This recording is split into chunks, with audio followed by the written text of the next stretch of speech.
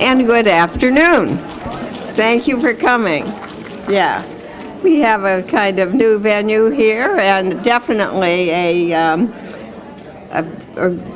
record crowd. I think we do. Anyway, thank you so much for being here. Can you hear me? Can you hear me? Yeah? No? Can you hear me? It is with great pleasure and a real honor to welcome back to the Schemmel Forum one of our leading American foreign correspondents. Her diligent fact-finding, her star-studded Rolodex, and her on-site visits to some of the most dangerous, war-torn places in the world make Trudy one of the best-informed journalists in the field. The range of her first-hand knowledge combined with her expert analysis, interpretation is awesome. And it never has been more important in these treacherous times to understand the whys and the wherefores of world affairs and of our American participation therein.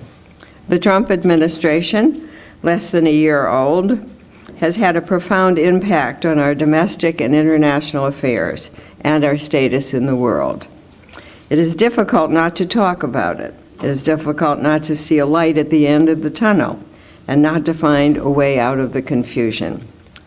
For a better understanding of where we are and our status in the world today, we need to hear from Trudy Rubin on foreign policy in the age of Trump. Trudy, as many of us know, is the prize-winning go-to foreign affairs columnist for the Philadelphia Inquirer. We are fortunate to have her columns published in the Scranton Times-Tribune, and we're more fortunate to have her with us today. Please welcome Trudy to the podium.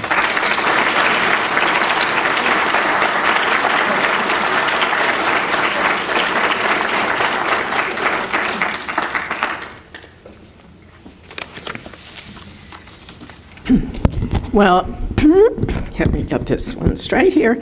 Thank you all for coming, especially since foreign policy is not a fun subject anymore.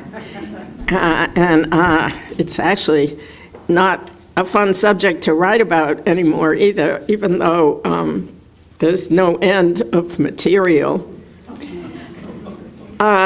When I look at the title of this talk, Foreign Policy in the Age of Trump, and we've all been watching the president's trip, 12-day trip in Asia, 13-day trip, I think one really has to ask, as he finishes his trip, with the prospect of possible war with North Korea out there, with his meetings with Xi Jinping not seemingly producing any progress in tighter sanctions against North Korea, with his very strange and very brief meetings with Vladimir Putin, with the strange developments that have been going on in the Middle East with the Saudi Crown Prince while he was traveling in Asia. I think we really have to ask whether there is any coherent foreign policy holding together the tweets, the statements, and the policy papers. And we also have to ask whether there's any foreign policy bureaucracy to carry out a policy, if there is one. And I think in both cases, the answer is no. So if I were trying to summarize and define what I think so far is the foreign policy doctrine under President Trump, I think I could summarize it in one word, and that word is me. Let me try to elaborate. Despite the best efforts of Secretary of Defense Mattis and H.R. McMaster, the National Security Advisor, I don't include Secretary Tillerson in this list because I think he has been part of the problem, although on occasion he has taken the right approach, but he is being totally undermined by the president who has indicated that he might not keep him on, and everyone expects him to resign sooner rather than later. So I'll confine myself to the best efforts of McMaster and Mattis. The president clearly has his own vision of how foreign policy should work, and it really revolves around him. I think if you want to hear it in his own words, and you might have heard it already, he did an interview with Laura Ingraham on Fox News about a week and a half ago, and she was asking him about concerns, whether he agreed with expressed concerns in some quarters that the State Department was undermanned and slots were not being filled. And he said, "Let me tell you, the one that matters is me. I'm the only one that matters, because when it comes to it, that's what the policy is going to be." He also went on to say that we don't need all the people they want. Don't forget, I'm a businessman, and I tell my people, when you don't need to fill slots, don't fill them. And he added that we have some people that I'm not happy with there, clearly referring to holdovers from the Obama administration. But of course, many of those holdovers are professional State Department, Foreign Service officers, and so forth. And he has wanted to replace them with more political appointees, but even those nominations have not happened or been confirmed. I mean, just to give you an idea, when the president and Secretary Tillerson were on this trip to Asia, the assistant secretary for East Asia, who was with Tillerson, who's a professional and highly respected, and whom Tillerson wants to keep in that job, she's acting, cannot get confirmed, and because the White House opposes her because she's a career Foreign Service officer. And while all of this amazing business was going on with the Saudi Crown Prince while the president was in Asia, the acting Secretary of State for Near East right now is a retiree who was pulled back for 1 year on a contract to fill that post because the qualified people are retiring, because they're not getting put up for nomination.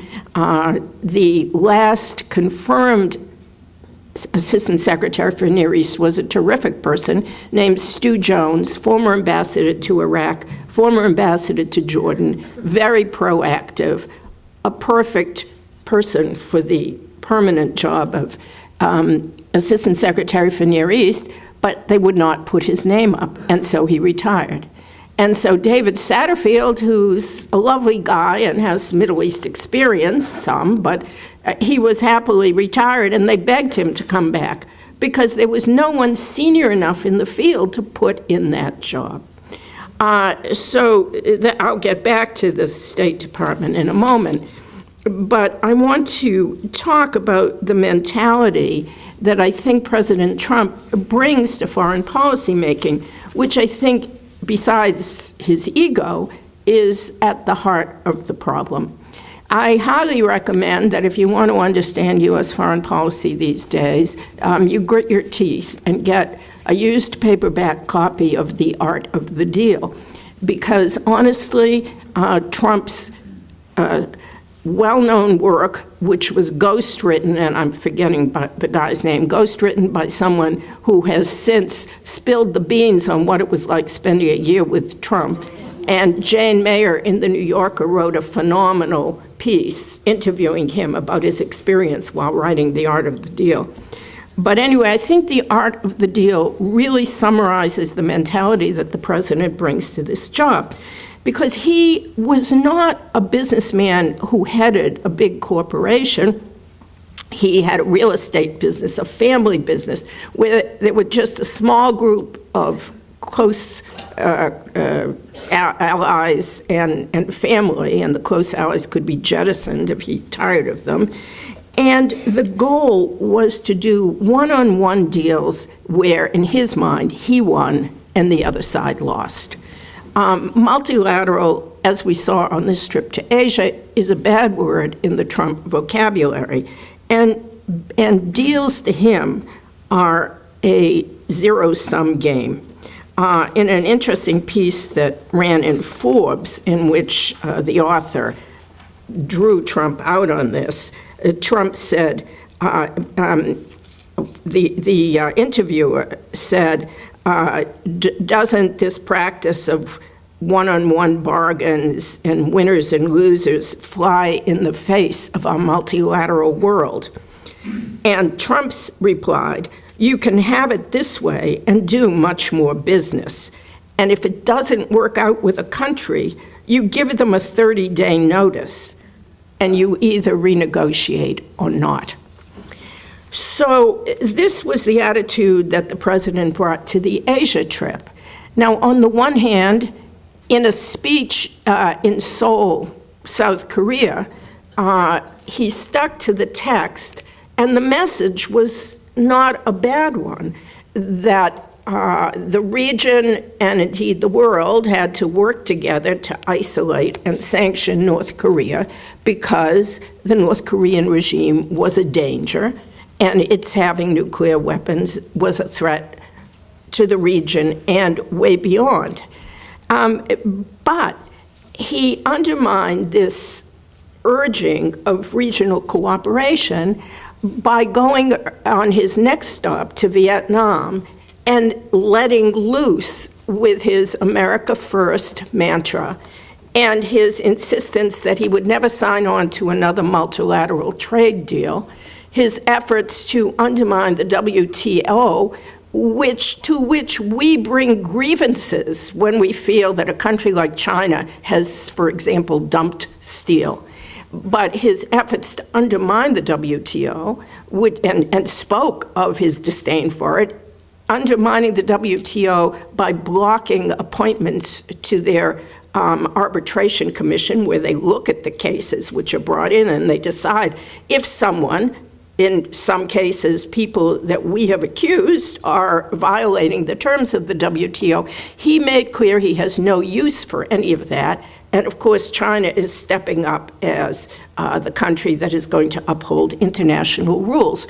So I think his zero-sum game business mentality that he brings to the table is really the primary clue, which probably many of you have already figured out, that undercuts many of the multilateral efforts that will be needed both to confront and try to contain North Korea, to confront Iran's mischief and increasingly dangerous behavior in the Mideast, and so on.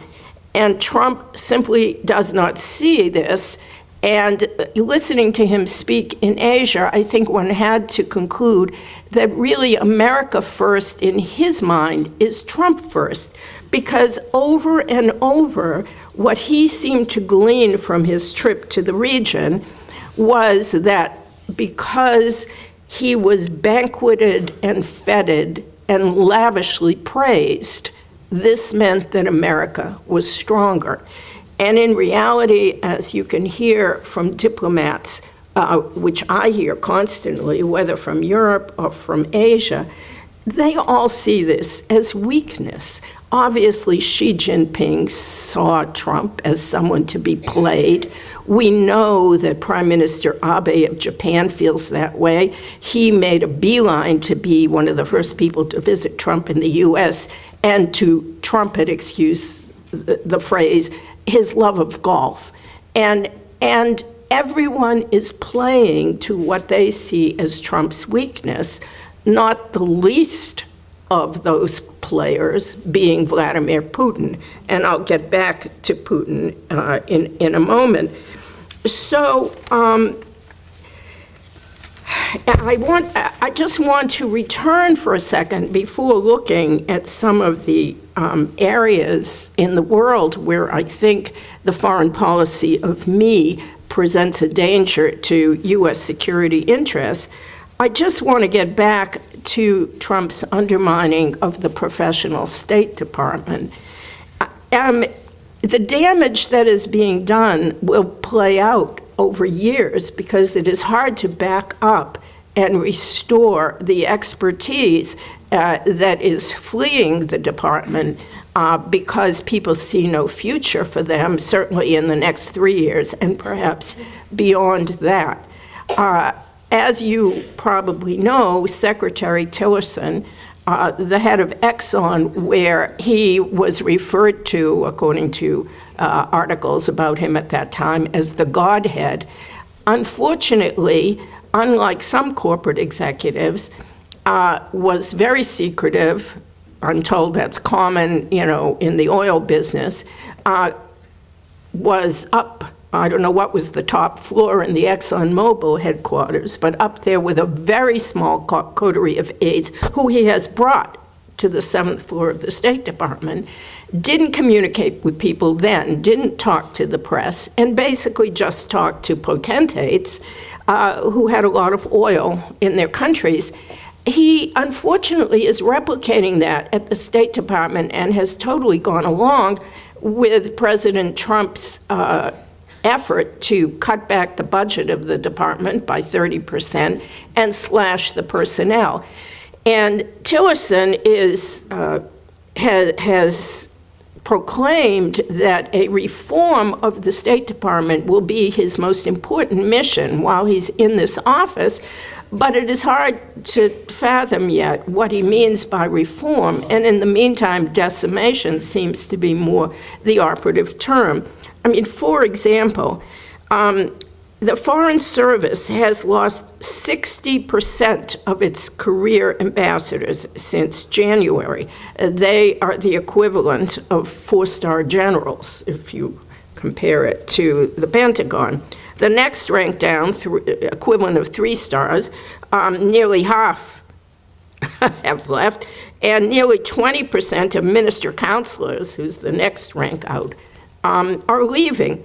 So the retirement of all this talent, obviously has a huge negative impact on the future of the department. But when you think of the new blood coming in, the people, even including students here who might be thinking of sitting for the Foreign Service exam and bringing talent and language skills to the department, there is fewer than half the number of applicants for the Foreign Service exam this year than there were in 2016. Obviously, bright students looking at their future and their student loans are thinking twice about applying to go into a State Department that is not only in disarray, but is openly disdained and undercut by the president, who has said publicly and in the Laura Ingraham interview that he's not particularly interested in Secretary Tillerson remaining on the job. Ingraham asked him, is he going to be with you for the duration? And Trump answered, this is a couple of weeks ago, well, we'll see. I don't know who's going to be there, duration. So effectively, we have a Secretary of State who's cut off his own arms and has been cut off at the knees by President Trump.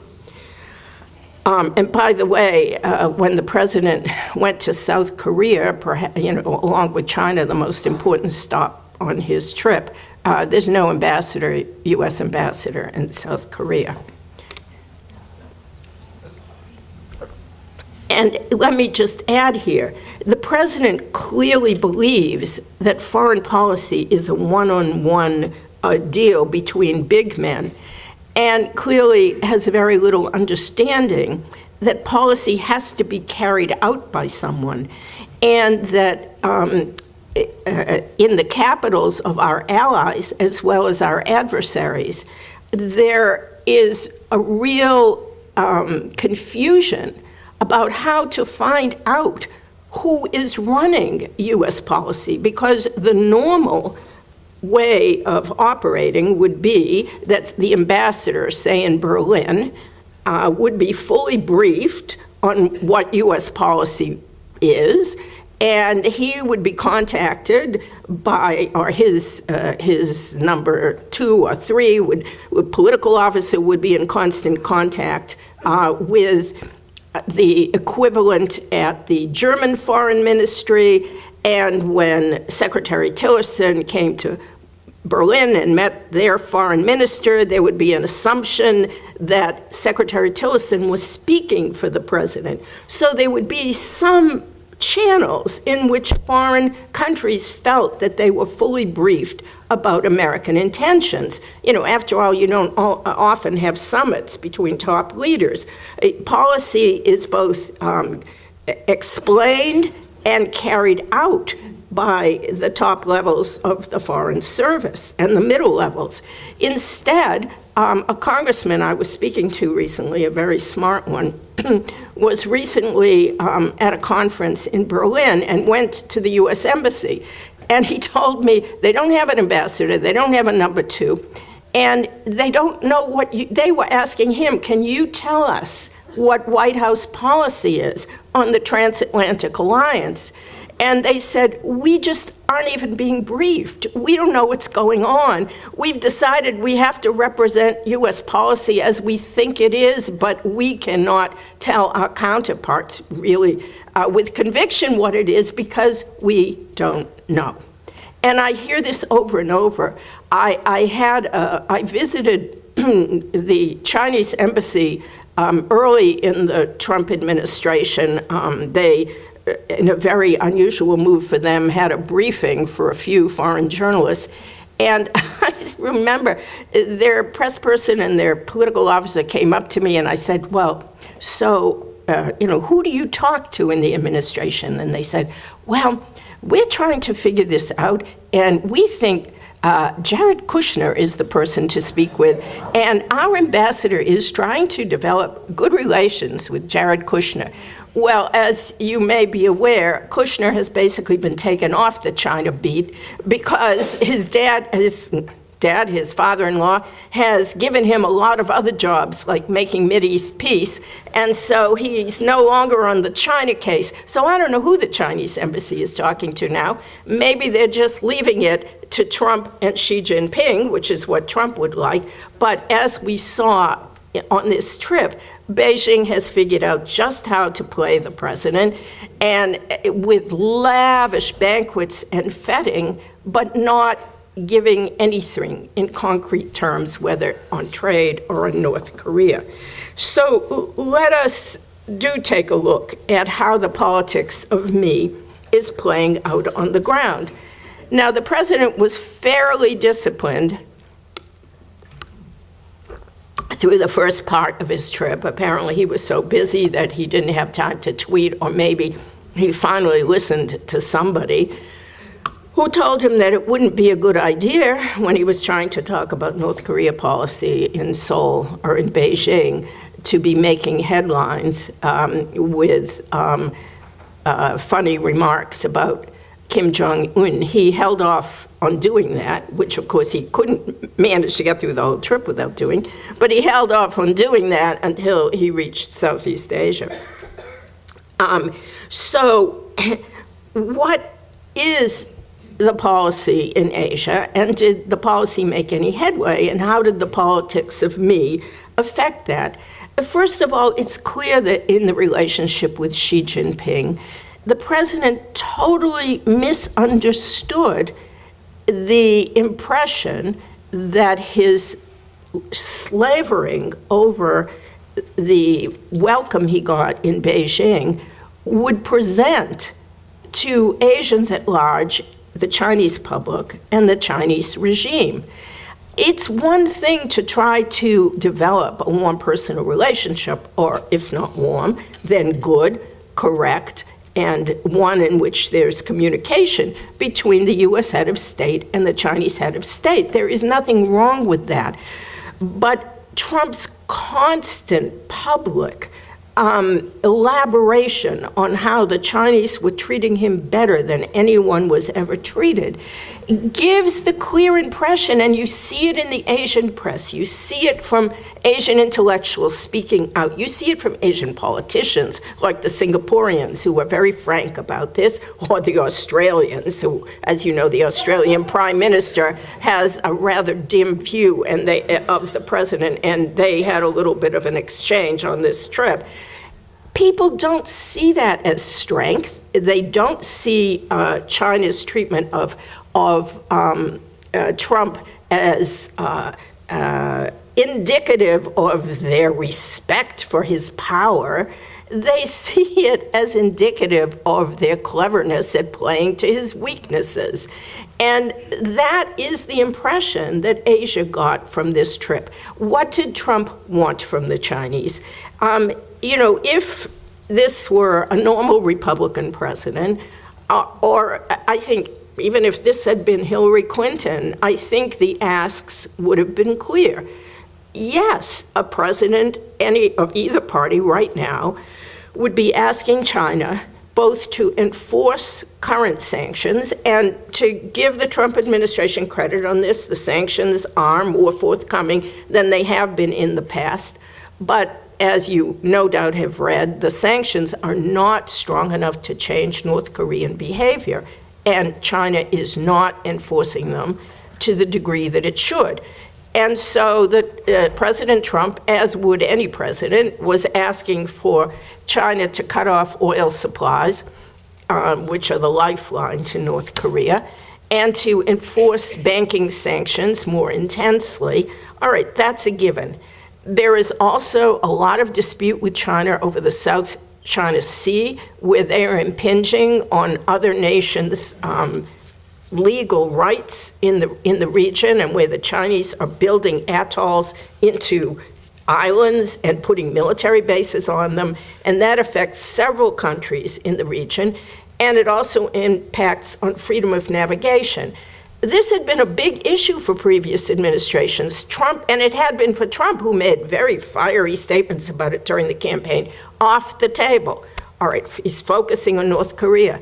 Trade, off the table. Maybe that's a good thing, because what Trump is asking for is unrealistic. But all he got were pseudo-commitments to trade deals, which were MOUs. Nothing was clear, and nothing may turn out from these trade deals that were discussed, but none of it will affect the balance of trade between China and the US, because they were not sufficient or even definite.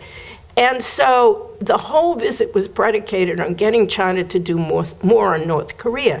What is so disturbing about the politics of me when it comes to North Korea is the president seems to believe that his personal negotiating skills and this wonderful relationship he has built up with Xi Jinping are sufficient to lead China to squeeze Kim Jong-un to the point where, as the president has called for, he will denuclearize. And the president has scoffed at negotiations, which Tillerson has been trying to organize in the region. The North Koreans at the moment aren't interested in negotiations either. They want to finish building their ICBM. But Tillerson has been trying to establish a back channel or develop the thin back channel that exists. And the president publicly humiliated him a while before this trip, saying it in a tweet it was a waste of time. So no one is clear, including apparently the North Koreans, about what the US wants or doesn't want. And the administration seems to have no plan B, no fallback, because if the North Koreans do not agree as a precondition to come to the table right now, that denuclearization is what they're talking about, it seems that the US, or at least President Trump, isn't interested in talks, and the North Koreans are showing no interest themselves. And so that leaves the administration in a situation where the president has basically indicated he's ready for war. And nobody knows whether we're talking about preemptive war, meaning to hit North Korea before they finish testing, or whether, as Secretary Mattis has indicated, we are talking about a war if it becomes much more clear that North Korea is on the verge of doing something that would threaten the United States. So the whole policy is unclear, undermined by tweets, and I believe fatally compromised by the president's personal belief that he commands the art of the deal, and his relationship with Xi Jinping will get the Chinese to do something with Kim Jong-un that A, they're probably not capable of, and B, they have no intention of doing. The politics of me could produce a war in North Korea, and with North Korea. And I don't pretend that this is an easy subject, but a president who had a policy could, I believe, have talked hardball to Xi Jinping in a way that would command respect, instead of presenting as an egotistical fool who can be manipulated by flattery. The same problem presents itself with Putin. As you have all read, there were brief sideline meetings with Putin during this trip. Now, I do believe we should be talking to Russia. There are issues which we must discuss with Russia. The post-ISIS situation in the Middle East, where the U.S. right now has no policy for post-ISIS Syria, barely has a policy, and is not implementing one, for post-ISIS Iraq, and has hitched its entire policy for combating Iran's dangerous expansionism in the region to a reckless crown prince of Saudi Arabia. That's not much of a policy. And the Russians are critically engaged in Syria. And we need to talk to them about that. We need to talk to them about negotiations for the future of Syria. We do need to talk about Ukraine. We need to talk about North Korea, although there are things more that the Russians could be doing, like sending back the North Korean workers that are working inside Russia. They have agreed under UN resolutions not to take more, but they wouldn't agree to send back the thousands that work there and send back hard currency to North Korea. That is not the critical element for Korea, but we still should be talking to them. We need to talk to them about Afghanistan. But the reason we are not talking is not, as Donald Trump puts it, because of this fake witch hunt over Russian meddling in the US elections. It's because Donald Trump refuses to recognize who Putin is and what the Russians did during the election, and has slandered his own intelligence agencies by saying publicly, basically, that he has more confidence in Vladimir Putin than he does in the CIA, and the conclusion of the 4 senior intelligence agencies, that unqualified conclusion that Russia meddled in these elections. The conclusion of the intelligence agencies did not say that Russia's meddling affected the results of the election. In fact, they went out of their way to say that was not in their brief to look at. That's a political question. All they concluded was the fact that Russia intervened. And that is the issue. And yet Trump keeps making the issue the question of whether Russian intervention somehow sullies his victory. Because he makes that the issue, it makes it impossible for him to talk to Putin for political reasons back here. If Trump simply sat down with Putin and instead of asking, did you do it?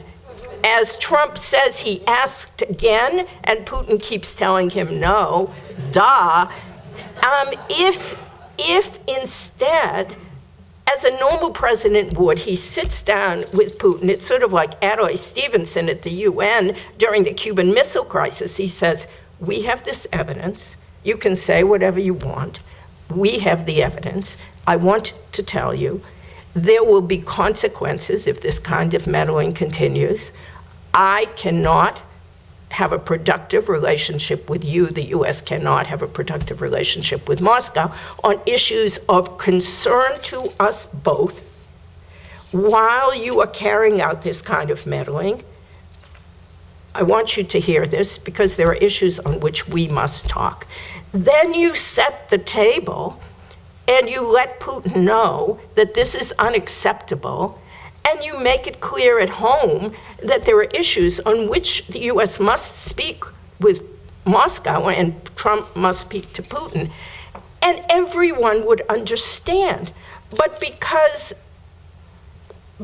Trump makes it about him, because he slavishly flatters Putin, because he refuses to criticize him and equates talking straight to a Kremlin leader with somehow affecting his image as the greatest victor in the greatest election, we are unable to have the conversations with Moscow that we need to have.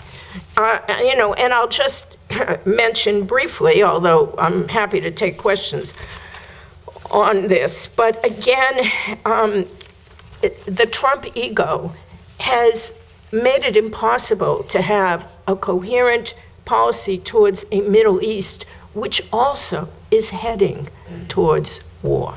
War that could affect us, a war that will obviously affect Israel, a war that could get exceedingly nasty and affect the interests of the U.S. and its allies in very negative ways. The president, as you know, had a visit to Saudi Arabia a couple of months ago, in which he was flattered to death by the Saudis, surprise. They even got him to do a sword dance. There were tents, there were camels, there were, it was laid on thick. And as you also probably know, Jared Kushner, who is in his 30s, has become a very good friend with the Crown Prince, Mohammed bin Sultan, who is 32.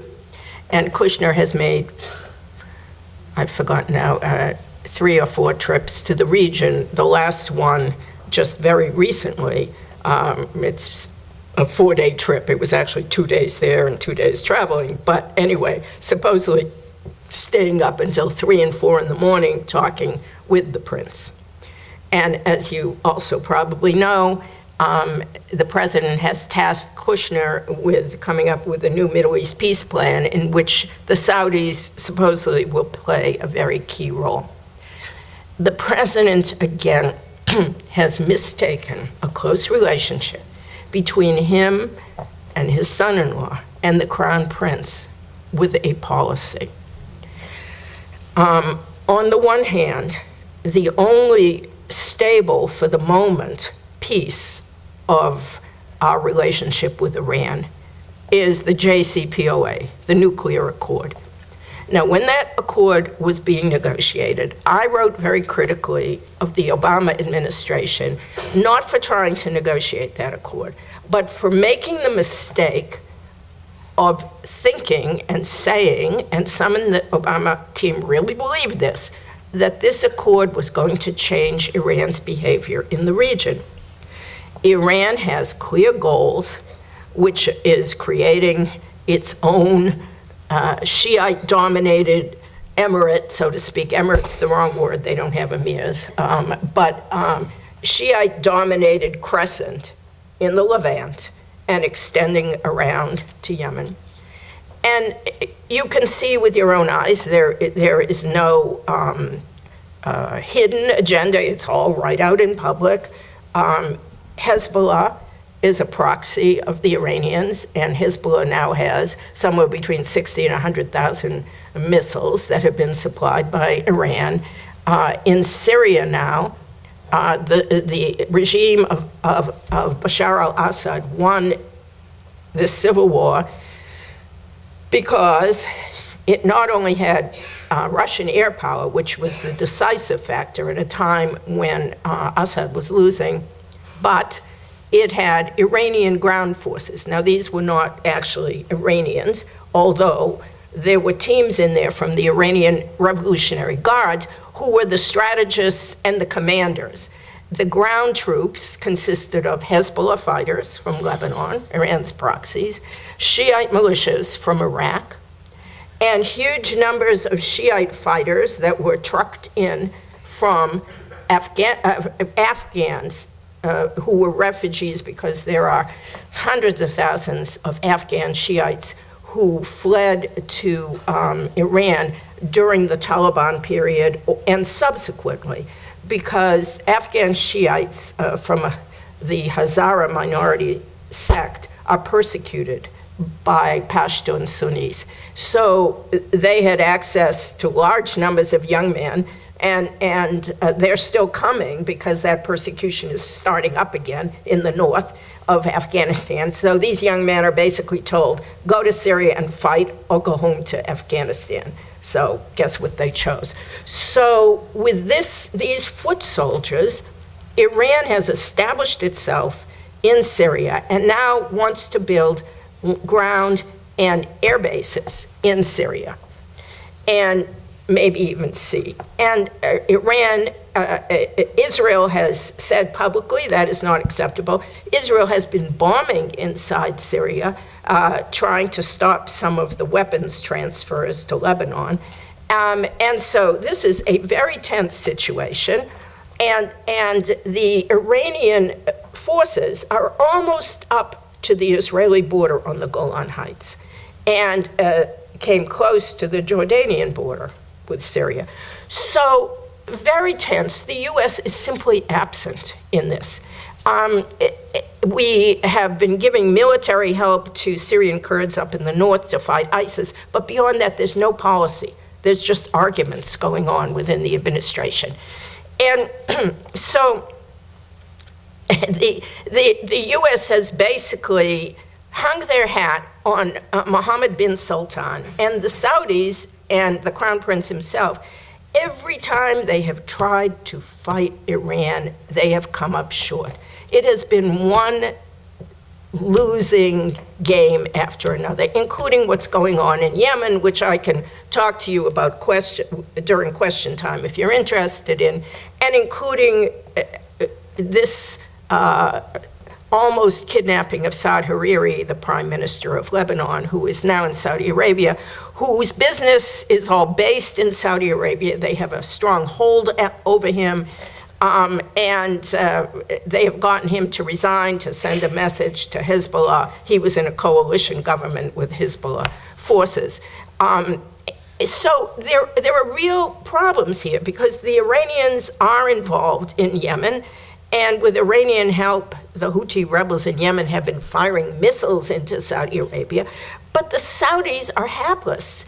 And Trump and his son-in-law are treating the Crown Prince as if he is about to become the new leader of reform in the region who will suddenly modernize and moderate Saudi Islam, Wahhabi Islam, which has contributed to the rise of jihadis all over the world. And they are misguided.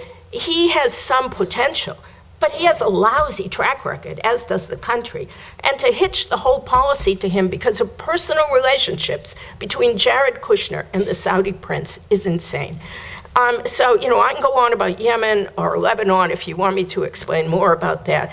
But the bottom line that I want to say is we have a president who, in the Middle East, wants to end a deal with Iran that could put them back on the road to nuclear weapons in the near term.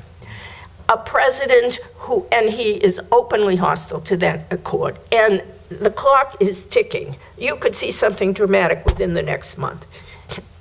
We have a president who has hinged his efforts to contain Iran in the region to a prince who's a loser. We have a president who confuses flattery and fake warmth with Xi Jinping with a policy against North Korea where we could have another war. And we have a president who mistakes Russian efforts at espionage, efforts that the Republican Party in the past would have condemned, with somehow a democratic attempt to undermine the brilliance of his electoral win. The politics of me is running risks all over the globe, and this isn't even to speak of the dangers of pulling out of multilateral trade accords and what that will mean for the economy of the US in the long run. I don't know how we recover from the politics of me, because the efforts of McMaster and Mattis have not been able to counteract the president's ego and the people he keeps around him, some of them who are dangerous and who feed that ego, like Stephen Miller in the White House and Bannon outside the White House, who plays to the president's worst instincts still. So if the question is, does the US have a foreign policy, and what is it? I guess you know my answer. And my answer is that in the age of Trump, our foreign policy is Trump. And I've described what I think that means. So I'm going to stop there and take questions.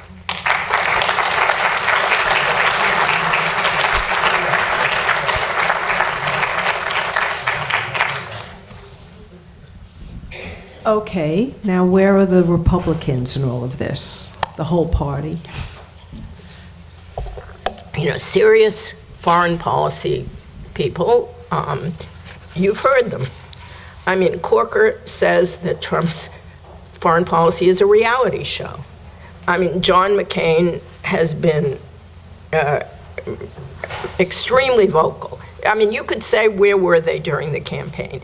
I think I don't even need to tell you the answer. I mean, obviously, the Republican Party is hopeful that they can get picks for the Supreme Court that will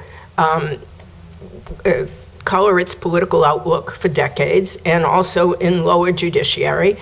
And they're right. So if one is willing to sacrifice foreign policy and risk war, you know, I don't think we're going to see much more than we've already seen. Corker will speak out because he's a lame duck, he has nothing to lose. He will speak out, but who is listening? You know, the same with John McCain, who I think is more admirable and noble at this point in his career than anything since his courage in holding up under North Vietnamese captivity. And the same with Jeff Flake. But it's the sound of one hand clapping. What I fear is that until there's a concrete event, you know, which causes something. I mean, for example, if the president pulls out of NAFTA, I think it'll have a strong effect on the stock market. But maybe that, well, I don't know whether that will impact him. If there's a war with North Korea, I guess that would be sobering. But I just don't see who has the power to put on the brakes at this point.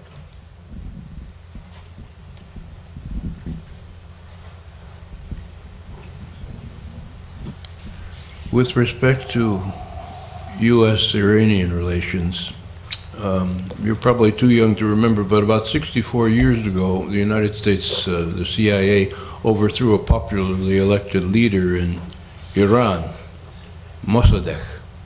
And I'm wondering if there's any residual resentment toward the United States and that needs to be addressed before there can be a realistic improvement in relations between the two countries.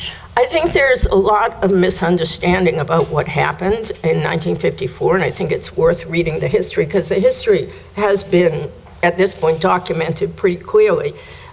Basically, it wasn't the CIA. The CIA was tangentially involved. British intelligence was far more involved.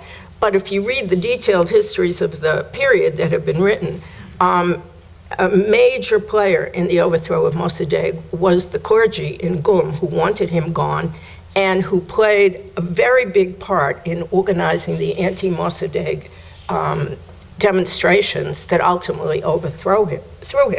You know, I'm not making a brief for the CIA here, but I think there's a lot of misunderstanding about the CIA's role, and it's a handy political cudgel. But then again, frankly, if the US diplomats had not been held for a year in 1979, we would have a very different relationship with Iran now. So if one is going to go back in history and look at the events that have played a part in the tensions between our countries, I think, frankly, the seizure and the holding of the diplomats, which was a calculated decision by Ayatollah Khomeini, have had a much more negative role. If you go around and you talk to people on the street in Iran, and I've had 3 long trips there, they're not thinking about Mossadegh unless you're talking to people at Kayhan newspaper or you know, in the, you know, so the problem now goes way beyond that, and I don't know how you solve it. But what I do know is that I think this administration would be nuts to walk out of the JCPOA, and at the same time, I think there has to be a strong position taken against Iranian behavior in the region, which has as much to do with a potential war against Israel as it does with the U.S., and with the potential proving that Shia'dom is superior to Sunnidom. So there are all kinds of factors here, and Iran is, I think, headed on a dangerous path, which is not the path that Rouhani or his foreign minister, Mohammad Javad Zarif, would prefer to take, but it is the path that the Iranian Revolutionary Guards are pushing. And I think that a more coherent US policy might at least indicate to the Iranians that there's going to be some pushback. And partly that policy would have to include a unified position with the Russians in Syria. But we can't even begin to get there because Trump can't talk to the Russians. He's ginning up the talk about pulling out of the treaty with Tehran, which undercuts Rouhani. So it's all backwards, and it's not going to lead to anywhere good. Thank you. Maybe in the back somewhere. Excuse me, we've had 3 people at one table. I think it's, I apologize, but I'd just like to.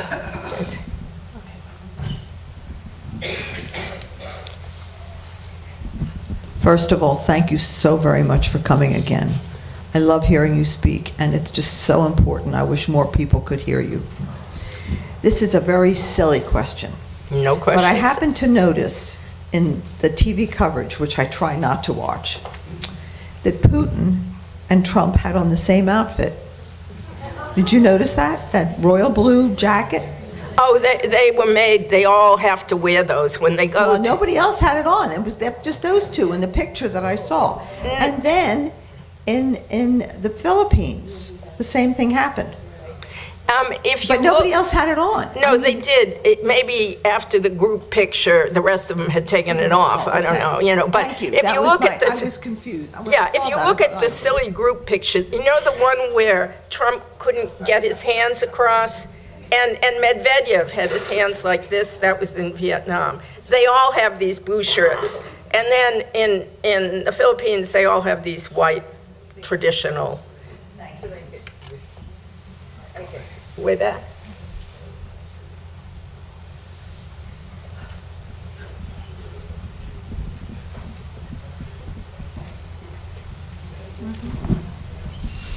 I'm sure you are aware of the number of formerly conservative commentators who have gone over. I'm speaking of Nicole Wallace. No, I know Brett Stevens, Jennifer Rubin, yep. Max Another Boot. one. That's a good one. Steve Schmidt.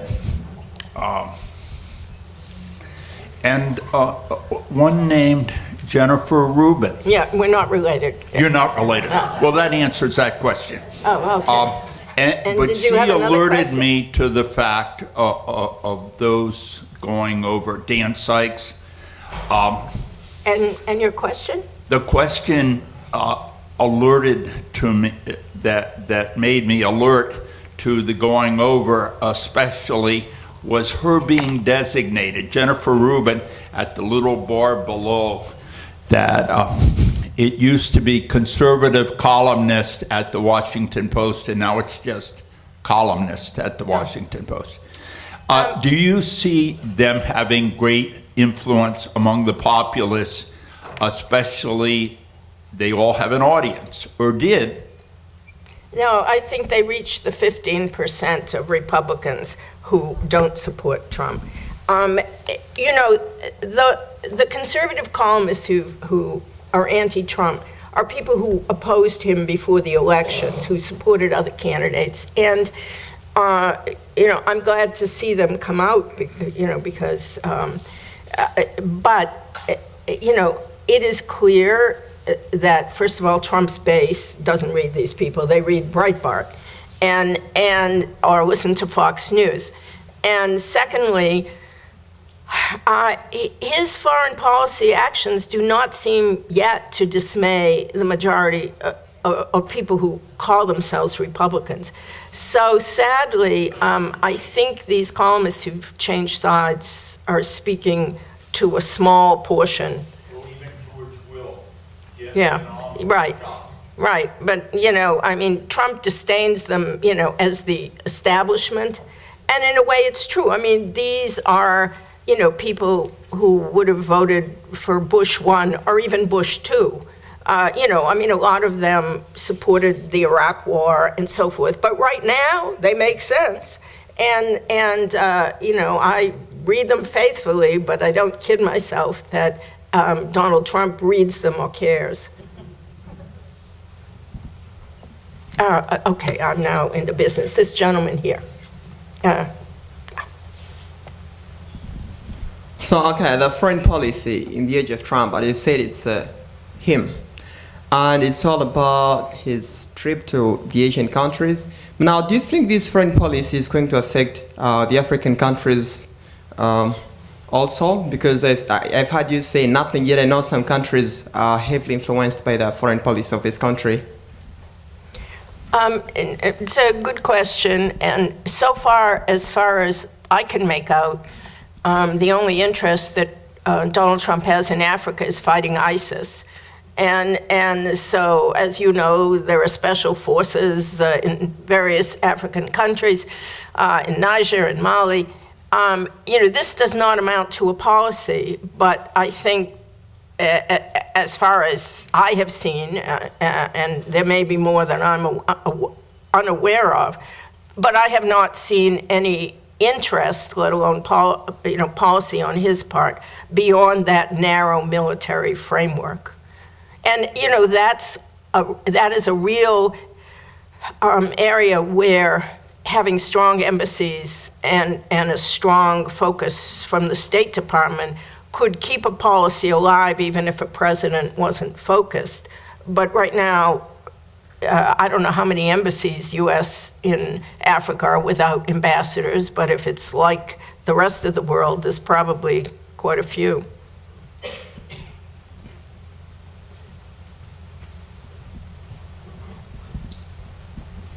Thank you so much for your talk and sharing your insights. It seems from where I'm sitting that Trump seems to be itching for a war somewhere, and North Korea seems like the most likely target. Can you say a little bit about what you see Trump has to gain from a war with North Korea? You know, I can't pretend, you know, even though I've been analyzing, you know, Trump's mind, I can't pretend that I really know what's in it. Some things are obvious, like the me, and the art of the deal, because he's out there saying it, writing it, repeating it. Whether he wants a war or not, I can't say. What worries me is that he seems to have such overconfidence in his powers not only to get the best deal, which means outmaneuvering and even tricking his opponent. But he seems to believe he can bully people into a deal the way he did when he was a real estate developer. And if he believes in his extraordinary powers to that extent, then he could pursue actions that could lead to unintended consequences. His constant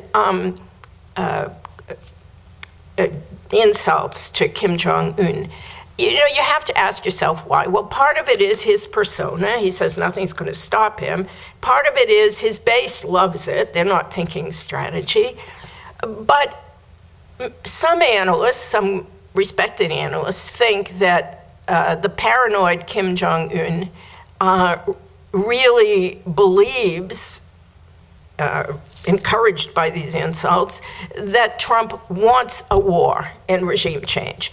Now, I will not say, I don't believe, that Kim Jong-un's paranoia and his warlikeness and his attempts to build an ICBM are just because Donald Trump is tweeting. On the other hand, in a tense situation where clearly Kim Jong-un is determined, he's made it clear, his generals have made it clear, before he would sit down at a bargaining table, his position now is he's going to develop that ICBM. This is a dangerous situation. And why, throw matches at the, when the oil is spreading? It seems to me that every focus has to be really on aligning the region and, yes, pressuring China.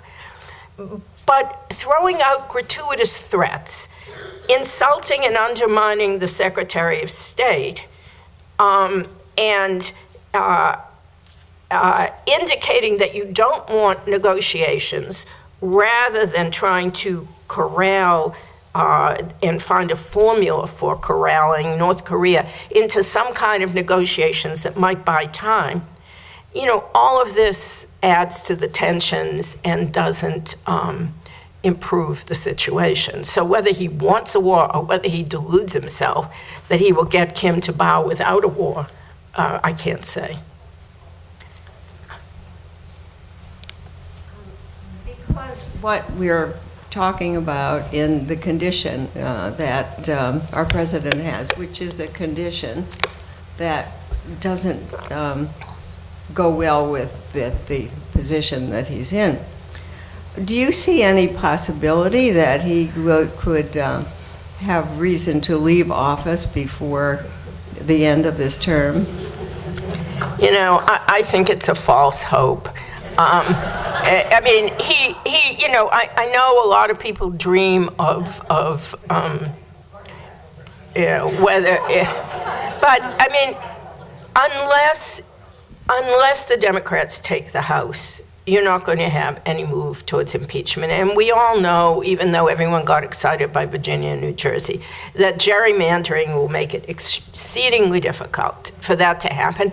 And even if it does happen, you have to have a clear charge, and unless he is charged by the Justice Department, assuming we don't get a new Attorney General who picks gets rid of Mueller, unless he's charged with a legal violation, I don't know that psychiatric analyses, are going to make it possible. Even, this if.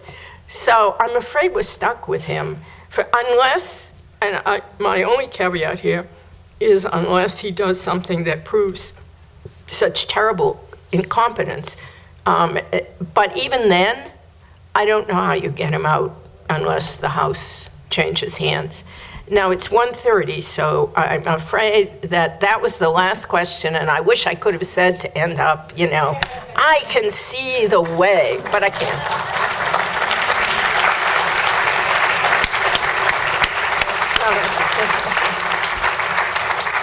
Well, I've promised you a lot, but I've never promised you a rose garden. But if we had to hearing it from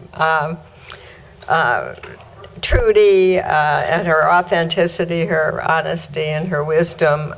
It's a good thing that we heard her. We're very happy to have her. Thank you again, Tom.